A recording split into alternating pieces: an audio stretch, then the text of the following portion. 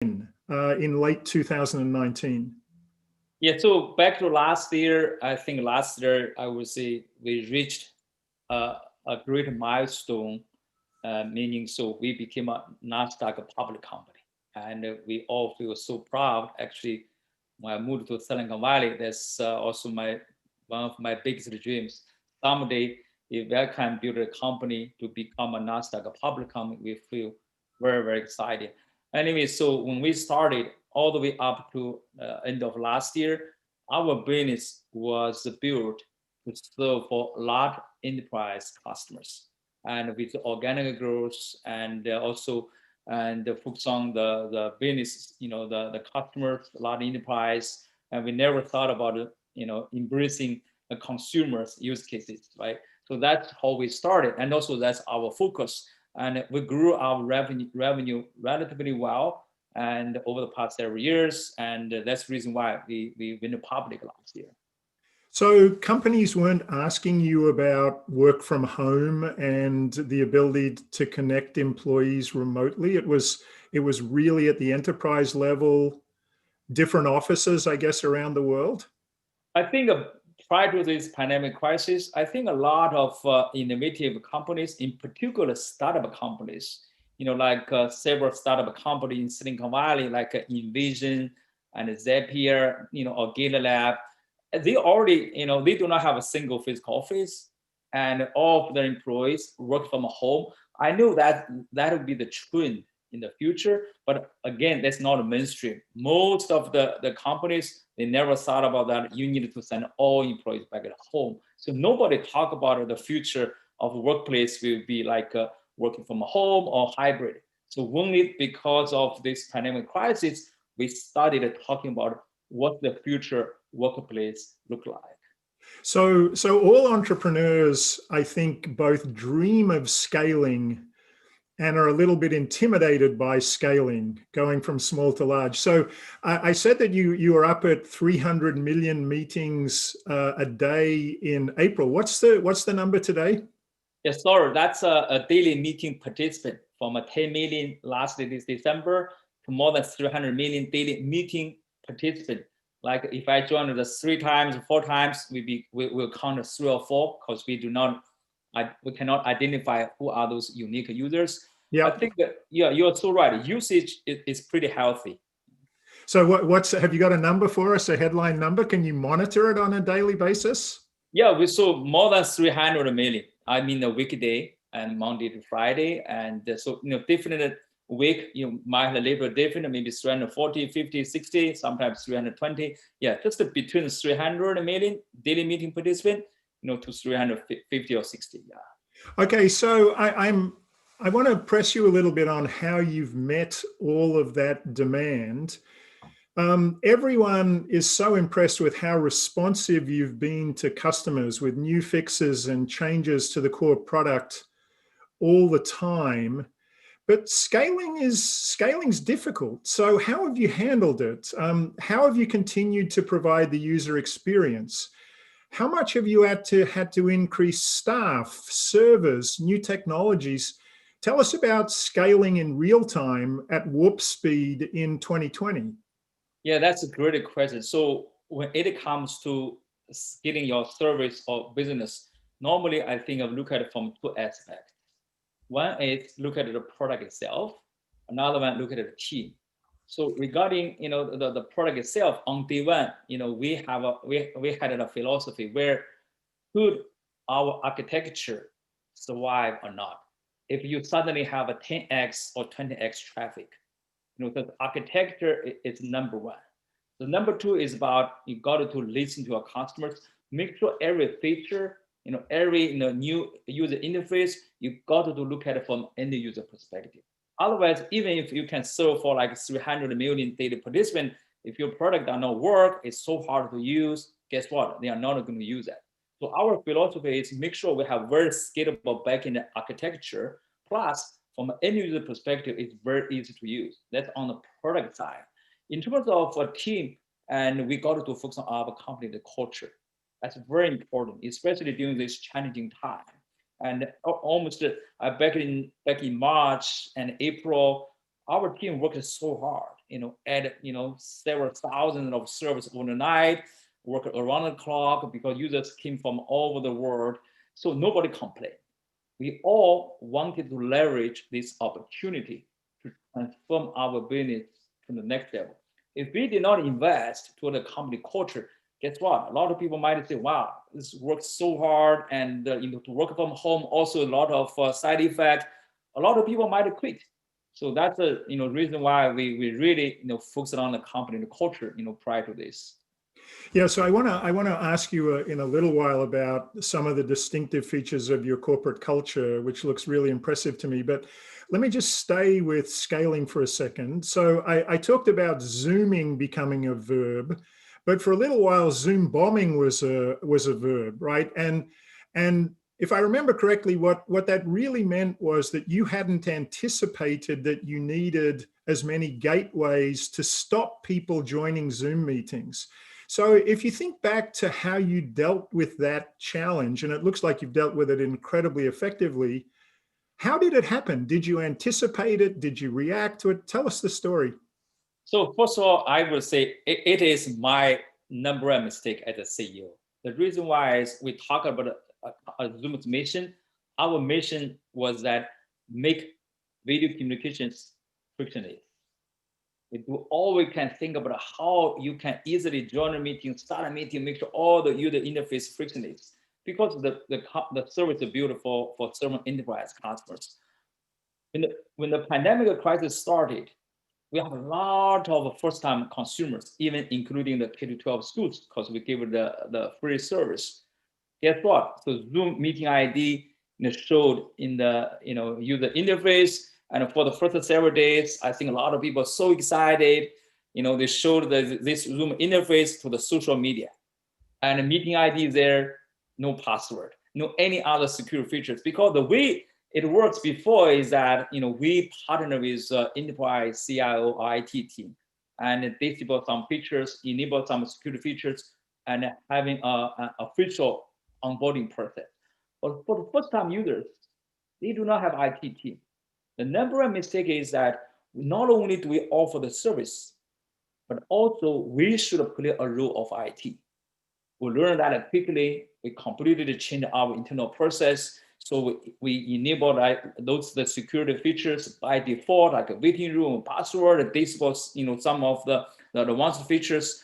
I think that's a lesson learned. So meaning when you have a new user base, you cannot assume whatever you did right before still can be applied to this newly installed user base, right? So we got to change, and we changed it rapidly, and lesson learned. So we also keep everything open, transparent. Tell customer what had happened, what's the mistake we made, what's our plan to fix. I think over the past 7 months, and we did win the end user trust back. So when you were going through that, how long did it take? How long did it take to get a fix to add the security, and how many iterations until you got the security right? Yeah, so after to realize that our team, we made a decision. Let's put all the new features on hold for 3 months, and only focus on the privacy and the security, and make sure double check every feature we build for enterprise. Will this feature be applied to the consumers or not? If there's a conflict, let's completely disable some features. Make sure we enforce some security features for the consumers as well. I think almost over the night, we realized we got to change. So we also hired a new CISO, hired a lot of security engineers, and also doubled down on our penetration testing, working together with other firms. Because we did take it. Eric, I've lost your voice. I don't know if others have. Can you hear me now? Yeah, I got you. Yeah, got you back. Sorry, actually, maybe I clicked something wrong button. Anyway, so we did take it very, very seriously. So that's that's our effort. Okay, so let me ask you just one more business question before we get on to corporate culture. The business question is, what's distinctive about Zoom? What is the secret sauce, do you think? You're in an incredibly competitive marketplace. Everyone is now coming at you. How are you staying ahead? How will you stay ahead?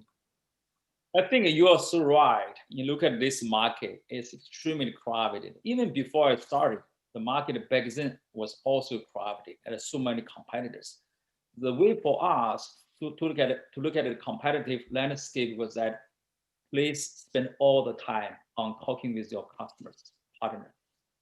We want to be the first vendor to really understand the customer's pain point and then work as hard as we can to come up with a solution as a first vendor.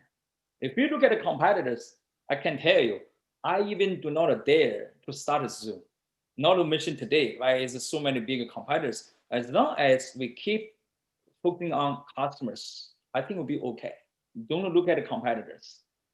Okay, so you are famous for your focus on the user experience, but you also have some really interesting views on the people that you hire. And you've said that even though you're in a technical field, you don't care so much about the technical skills of the people you hire. You want them to be lifelong learners. You want them to have a hunger for education. Why is that more important to you than somebody's technical skill base? Yeah, right on. So, because when we look at the hiring the new employees, normally we did not look at which company you worked for before, which university that you graduated from, and we truly care about the two things: the self motivation and the self learning. The reason why is every business, every startup company, the journey is different, and even if you have a great experience, you gain, working from others, working for others, but you come to Zoom or you come to any other company, if you do not understand the problem, if you do not understand the root cause, it's almost impossible for you to come up with the best solution to several customers. You got to do deep dive, take a step back, try to learn what's the unique problem we are facing, what's the exact root cause. That's why self-learning is extremely important. Otherwise, you just apply your experience to any business, try to say, this is what I learned. You should do this way, you should do that way. Very likely, it does not work. That's the reason why we focus on self-learning. Like we reimburse any books you buy for you, for your family. The reason why we promote self-learning culture. And do you encourage everyone who works for you to ask lots of why questions? Why do we do it this way? Yeah, you're so right. Not only that, here at Zoom, we have a sort of have a formula for anything. We got to take a step back. Everyone follows that same thinking paradigm. What's the problem? What's the root cause? What's the solution? Even sometimes they send an email. Quite often you have a meeting. It's human nature. We all try to focus on solution. Nobody talk about what's the exact problem. What's the root cause? Here we follow that. Very simple: problem, root cause, and solution. So another really interesting feature of your corporate culture is that you talk about happiness a lot. Now, you also talk about hard work. So for a lot of people, hard work and happiness don't go together so well. So how do you make them work together well at Zoom? I can tell you, those two can work together extremely well. And so, first of all, I want to make sure every employee, they find their passion, right? Why they come to Zoom? Why not they do not join other company? Because they want to be part of the Zoom, and the journey to build something and to make the world better, to help people stay connected. So on the one hand, you have to be happy. If your employee not happy, how could they make your customer happy? That's why our company culture is happiness. We do all we can. For me, as a CEO of the company, my number one priority is to make sure our employee happy. That's number one. At the same time, you got to work as hard as you can, because guess what? The competitors, they are pretty smart, right? And there's a lot of new requests. If you do not work hard, and you might lose, right? Customer, they want to have some features you cannot deliver. Plus, if you have a passion, your life is work, work is life. I think for me, I really do not think, I work hard because I really enjoy it. I truly love the work. So that's the key. So lots of people, of course, would say employees would be happy with you as their boss because their stock options are worth a lot more today than they were 6 months ago. But I presume happiness, you think about happiness in a much deeper way than material well-being. So could you talk a little bit about the dimensions of happiness for your employees? You're so right. I think for sure we want to, make sure the employee have very good financial return. However, those are not sustainable. Money or power, those kind of things might bring you a short-term happiness, but not sustainable. From our perspective, the sustainable happiness comes from making others happy, make a customer happy. So that's our philosophy. So that's why every day we think about what we can do differently. You care about your teammates, you care about your community, care about our society, and care about customers. Always think about it from other perspective. Then you'll be happier. Otherwise, even if you get a good return, from financial perspective, guess what? What's next? What's next? So that's the key. Okay, so let me now ask you about corporate philanthropy versus new business lines. So you've discovered this whole new thing called work from home. You're now powering universities, but you've also become, Zoom is the core technology for remote schooling for kids all around the world. But you decided to give away Zoom for free to countless school districts. That could have been a big new business line for you. Why did you decide to do it for free? Yeah, so as I mentioned, when I was at Cisco, learned a lot about corporate social responsibility. Our company, the value is just the one word, care. So meaning care about the community, customer, company, teammates, as well as ourselves. To care about the community and the society where we live is extremely important. Back to March, you are so right. For sure, probably we can, hey, sell the service to K-12 schools. We decided no. It's time for us to show our corporate social responsibility. Even if we were taking a risk, right? Like we offer the service to K-12 schools and also a lot of privacy, security concern initially. But looking back, we all believe we did the right thing. And if all of us, not only do we care about our business, but also care about the community and society, I think ultimately that will make our employee happy. Ultimately, that's the right thing in the long run. So this is going to be my last question before I see that we've received a lot of questions already from the audience. I want to get to them, but my last question for you is about the future, Eric. So 2020 is going to be the year of Zoom. It's also the year of the pandemic. If you think about the new normal, what do you think, what's the new normal going to look like? What's going to be the role of Zoom and video conferencing in the post-pandemic world? I think if you talk about it in the business world, I think new normal will be the hybrid. So meaning, quite often, maybe 3 or 2 days, employees, they can work from home, 2 or 3 days, they can work in office. And also saying that the video conferencing service like Zoom will stay. Ultimately, we believe in the future, and the video conferencing service like Zoom can deliver a better experience than face-to-face meeting. We're not there yet, but someday we will get there. But if you look at it like a K-12 schools, I think after the pandemic crisis, I think they all should go back to campus because you also need a social interaction. The kids, they need to hang out together, right, with their friends. I think that in the future, I'm pretty sure one thing is not like the before. We all needed to go back to office work to work. The remote work works. There's no productivity loss, and that's our belief. So it does seem that the tech companies have embraced remote work more than other parts of the economy. So, to look at a different part of the US economy, it looks like finance in New York is trying to go back to the office more. Do you try to project where the workforce is going to go when you think about what Zoom is going to look like? Or do you think you're going to lead companies in how they manage their workforces? So if you look at the workforces, ultimately, I think there are 4 ways for us to work together. One way is same as before, we all go back to office. Another way is, like some other companies already did that before, like Twitter. They already decided to send all employees back at home. They can work from home, work remotely forever. That's the second way. The third way, fourth way, also the hybrid. Hybrid meaning employer, they can make a decision. Say, this week, 3 days in office, 2 days at home. Or maybe another hybrid, more like let the employee make a decision, give them flexibility. They can decide today I want to work in the office, I want to work from home. We believe the hybrid, either way is okay. The hybrid means, someday in the future, almost every business will think about why not give employee flexibility?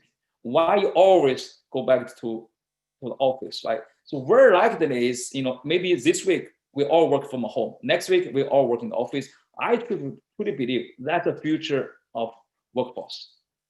Okay, so in that world, the first question asking you about the future is, how can you make Zoom more of a collaboration tool? We certainly know people who run Slack next to Zoom, etc.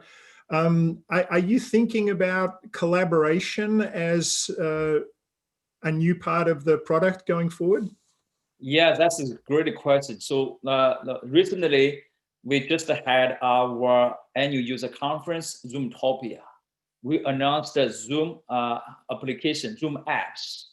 Essentially, we have a framework where any third-party developers or services, they can embed their applications into this Zoom user interface. I think we cannot build all kinds of services or integrations. Take a working from home for such a long time. For example, you might have a meeting fatigue. How to get some mental health help? So within a Zoom interface, and one click, you can get a list of the Zoom apps. One app could be a mental health app, and another click, you can get help. Essentially, we want to build a very healthy, the big ecosystem around the Zoom interface. And you would develop the apps, or you'd be like Apple and this is a new app store, Zoom store? Zoom store, exactly. We want to focus on the platform side, let others build all kinds of innovative applications upon our platform. Sounds very exciting. Second question is very different. You've already mentioned how much you read. So somebody asked us, what's the book that has most influenced you?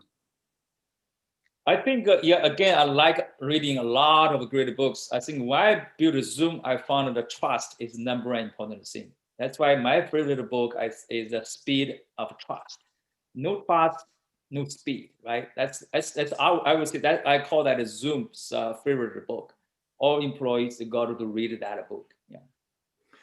Fantastic answer. Here's another very personal question. When you were at Cisco, you had a big, secure corporate job. There were a lot of reasons to stay, but you decided to take the risk on going it alone, doing it personally. What was it about you? What is it about you that makes you a risk taker? And did you view this as a risk, or did you know you were, you could see the future and this was going to work out well for you? Yeah, that's a great question. I think for sure that's a risk, not only from my perspective, but also I can tell you, even my wife, tried to convince me why. She liked the salary you got at Cisco. She was very happy with that. Cisco is a great company. I was corporate VP very well. I have young 3 kids. For sure it's a pressure. Why do you give up on that very, very good position at Cisco? Why you want to try something else from the ground up? However, the way I look at this, because I lived in Silicon Valley, I think I call it a startup valley. I do have a dream. I do not want to regret looking back, fast forward to 20, 40, 50. When I look back, I got to try this, try that. I don't want to regret. I got to try, even if I took the risk. But also I think this is a huge return as well. Otherwise, the biggest risk is the day when you get retired, looking back, you say, I regret this, regret that. That's the biggest risk. Yeah, that resonates for me. I agree with you. Looking back with regret is something I think we all don't want to do. Here's a branding question. So, somebody noted that one of the things that's incredible about Zoom is its simplicity and ease of use.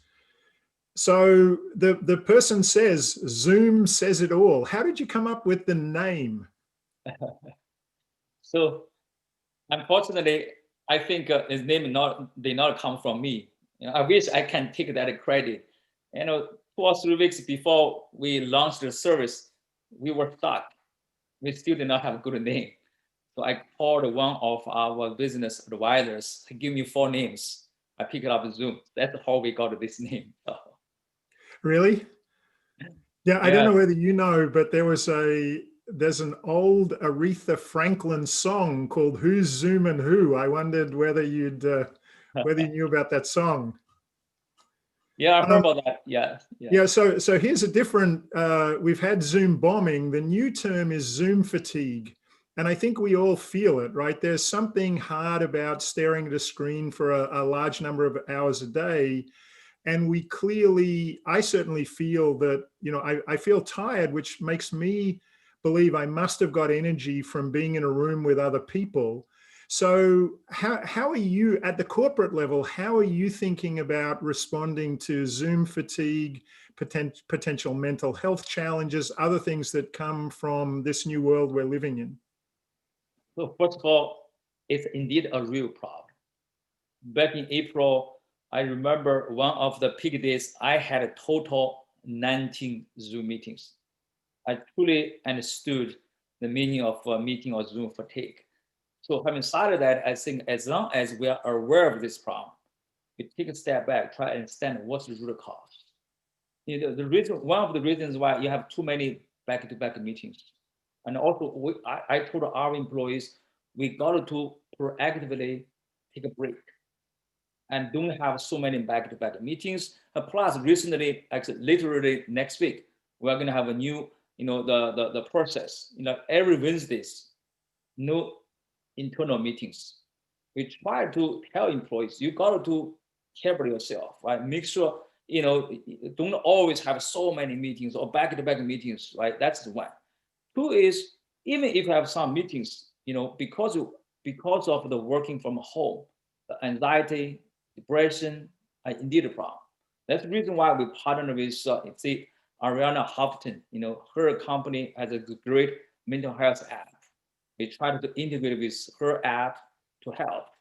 I think this is very important. And otherwise, if you know the problem, if you do not focus on that, the things are getting worse.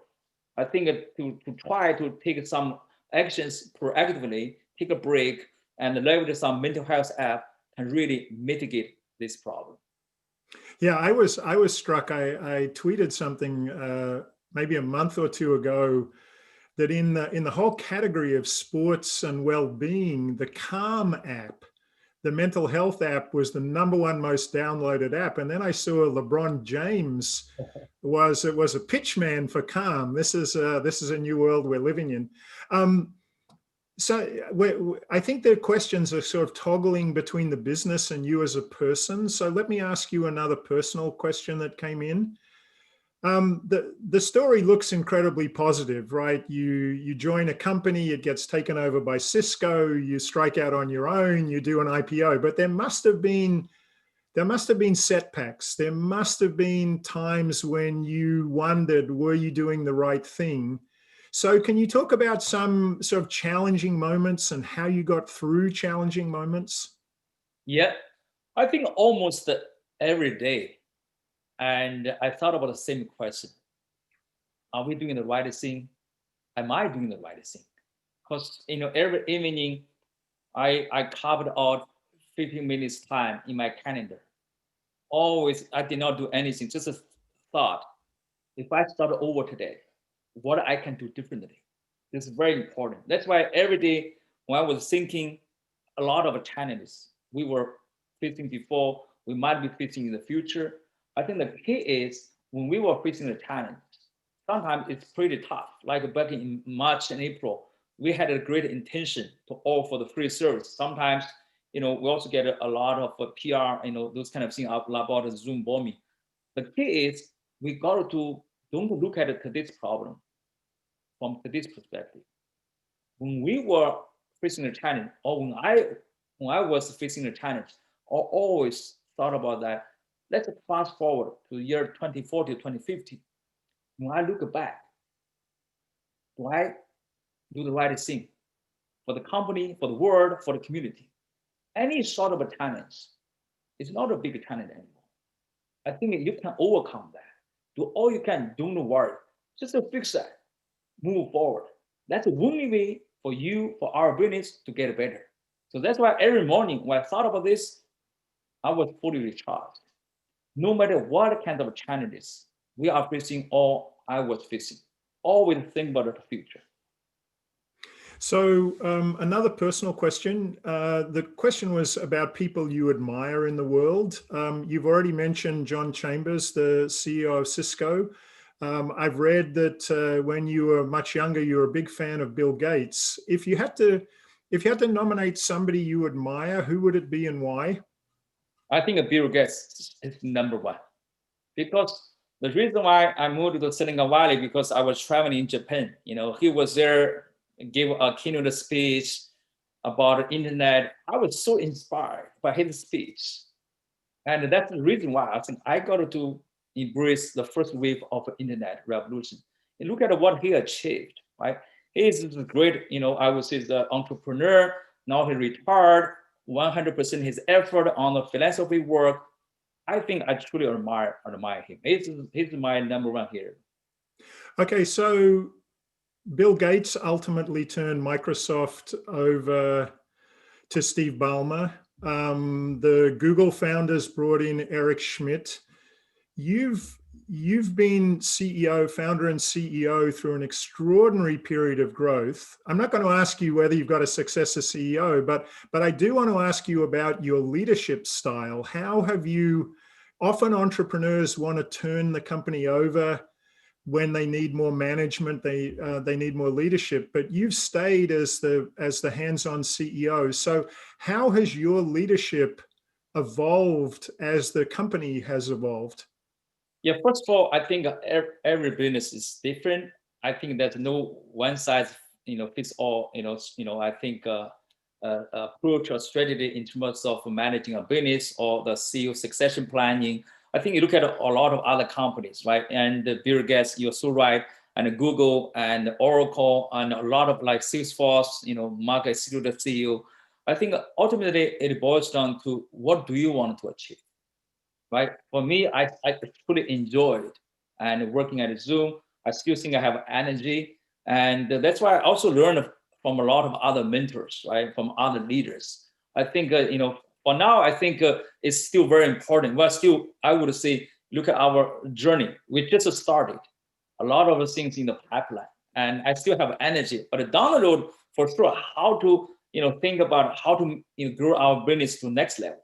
Maybe somebody else can join, and can help us. For now, our management structure is very flat. Everyone got to be very hands-on. So that's the key for our company's size. We got to move faster. The speed is everything. But I've heard that you actually haven't had to increase your number of employees in line with the scaling of the business. So how many permanent people do you have? How much has the employment base grown, and how can you be so efficient? How can you have such an enormous business with, it seems, relatively few full-time employees? Last quarter, I think we hired more than 500 full-time employees, and probably we are going to keep the same pace. And we have around 3,700 or 38 now, maybe hundreds employees. Especially, yeah, but how many's Google got now? Google must be in the hundreds of thousands, right? So their business is much bigger. They have a search, they have a YouTube, Android, have a lot of new AI technology. As I mentioned earlier, we just started. We got to hire more and more talents to help us. A huge opportunity ahead of us. You're so right. That's probably something that keeps me up in the night. How can we quickly hire more and more talents to help us to ride on this journey for the next the chapter of Zoom. So how is the market for talent? Is it easy for you to get the quality of people you need? It's not that easy. That's why we need more, and I think talents, right? More the programmers as well. Anyways, because especially in Silicon Valley, there's so many great companies, right? That's for any good talent. There's so many offers, right? So again, and maybe to work remotely will help us. Otherwise, especially for young graduates, a lot of them, they like to work for like a Google, Amazon, or Facebook. So it's a very competitive market. So here's a very different question. As you know, USC is an extraordinary university for the performing arts. And I think many of us were struck by, I think there was an early Berklee School of Music where people were playing as an orchestra in remote locations, and we've seen plays and other things done this way. Are you thinking about developing tools for creative people to create on the Zoom platform? Yes, we are. That's indeed one of our top priorities. Like artists, the musicians, right? But sometimes, let's say, because audio technology is not that easy, right? To let multiple people join the same call, especially if you have a very slow, internet, or maybe the huge data loss. So that's the reason why, we are trying to figure out a very creative solution. Essentially, let those musicians, right? They can play music together, right? Remotely, right? All those cool use cases are very important for our platform. Okay, so one more question, maybe we can do two more. Somebody was at Zoomtopia and saw that you've got a new tablet-like device for Zoom. Are you thinking of getting into the hardware business? How do you think about software versus hardware? Yeah, first of all, that's a great question. So we look at everything from end user perspective. A lot of our customers told us when they work from home, they want to have a device, a maybe bigger screen, a touchable screen. One click, I can start a call. I can do whiteboard. But like laptop, now I'm using the Mac laptop. I do not have that capability. Not easy for me to do a whiteboard session, right? That's the reason why we listen to our customers and to offer like a Zoom, Zoom's device for home.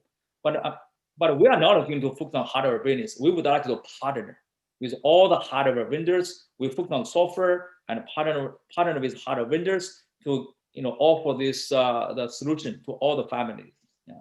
And you think that that's just app? You can focus on the app, and over time it'll become more seamless with all hardware. Absolutely. Yeah. Not only do we focus on app, but also we need to work together with every hardware vendors. Try to optimize that experience as well, because they might use a different CPU or different architecture. So what we can do to optimize that experience, that's very important. So bandwidth.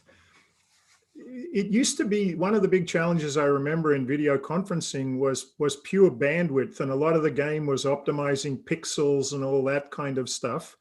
How important is bandwidth efficiency to you? Are you worried about bandwidth in the system, or is everything okay? No, I'm extremely, I would say, the sensitive, right, into the bandwidth consumption. That's a part of our core technology. Quite often, like Wi-Fi, your network, the not very stable. Plus, your 3G or 4G is not very stable. That's the reason why when we started, that's our core focus. How to make sure Zoom still work very well with a very, very unreliable, very low bandwidth environment. We keep optimizing that experience. I gave one example, like 2 years ago, I traveled to Paris, right, with my T-Mobile phone. Guess what? My T-Mobile phone, in Paris, it still works. The bandwidth became a 2G, right? And so how can we make sure we still can support that? That's very important. That's a part of our priorities. So there's a lot of hope, and some people think a lot of hype around 5G. Is 5G potentially transformative for video conferencing? Absolutely. 5G certainly can help, give you more bandwidth. Not only that, plus Internet of Things will become more and more popular. Essentially with 5G, let's say, I'm driving, from home to office on the way with 5G, with autonomous cars, with a big screen, the moving car, can become my mobile, workplace, right? So you're going to partner with Tesla. We're going to have Zoom video conferencing in our autonomous vehicle. You got it. That's exactly the vision we are thinking about. Yeah. Yeah, and obviously, I've thought about this being stuck in traffic jams a lot. When you're in emerging markets in big chaotic cities, everyone needs to have a driver because you spend so much time in the vehicle. If we could turn that over and make it productive in a Zoom world, that would be a great place, I think, for everybody. So here's my last question to you, Eric, and this has been a fantastic conversation. The last question is a personal question, and it's about stress. So you've talked a lot about how you help your employees. You're going to have these Wednesdays, no meeting. What's your mental discipline? How do you remain calm? How do you maintain focus, given all the intensity in everyday life for you? I think one thing I learned from a lot of other leaders, like Salesforce, Mark Benioff, or other leaders, is I think a daily meditation certainly can help. I'm doing that every day, every evening, and just doing nothing but thinking about, right? If I start over today, what kind of challenges? How do I handle the stress? That's very important. Also, during that meditation time, always thought about hey, today is 2040, 2050. All the short-term stress is not a big stress anymore. Got to look beyond what you are facing today.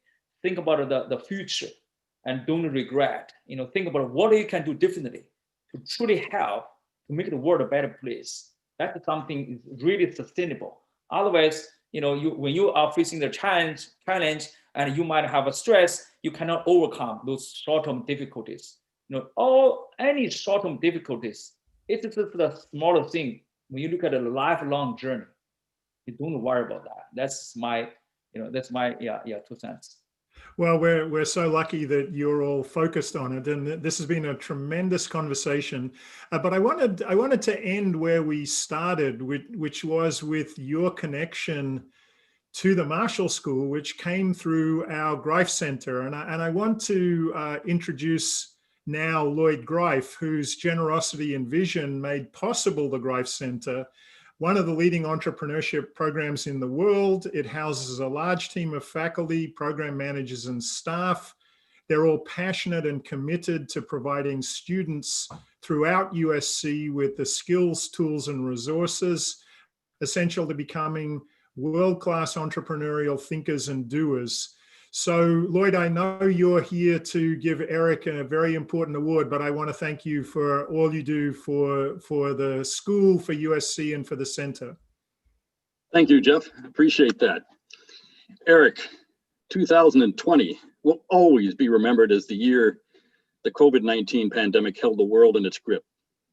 It is also the year Zoom video communications took the world by storm, both literally and figuratively. Zoom has a well-deserved astronomical valuation, a reflection of its seemingly limitless ability to connect the globe face-to-face, virtually and digitally. Today's awards ceremony is just a small pinprick of an example of that. The Lloyd Greif Center for Entrepreneurial Studies is celebrating its 50th anniversary during the 2020-2021 school year. It is the oldest entrepreneurship program in the world and is perennially top 10 ranked. Eric, it's only fitting that we mark this momentous semi-centennial occasion by naming you our Entrepreneur of the Year. Past Greif Center luminaries and visionaries, past Greif Center Entrepreneurs of the Year honorees include such business luminaries and visionaries as Steve Jobs, Ray Kroc, George Rathman, Howard Schultz, and Scott Cook. Entrepreneurship, as you know, is equal measures inspiration and perspiration, and you have both in spades. The inspiration for Zoom came as a solution that could enable you to see your college sweetheart and future spouse more than twice a year. The obstacle of a 10-hour train ride vanishes when, at the touch of a button, you can see and visit with her virtually. The perspiration was working day and night to make Zoom a reality, and then to scale it when opportunity came knocking in the form of the global lockdown wrought by the pandemic. In the end, you did what all successful entrepreneurs do. You bet on yourself. You left the comfort of a full-time job as a vice president at Cisco to launch Zoom when Cisco didn't see the same opportunity that you perceived. It's one thing to identify an unmet market need. It's quite another to take the entrepreneurial leap and execute on that vision. Over the past 9 years, you have turned that idea into reality, building the leading video conferencing firm in the world with a staggering $150 billion market capitalization, achieved just a year over going public. But what's really special is your recipe for success: happy employees. Your epiphany that happiness comes from making others happy led to your worldview that your primary function as CEO of Zoom was not just about the customer, product, or service, but about your employees' happiness. Your view that if you can make your employees happy, together you can make your customers happy, clearly is a winning formula in business. Zoom enjoys an enviable 99% approval rating from its employees on Glassdoor.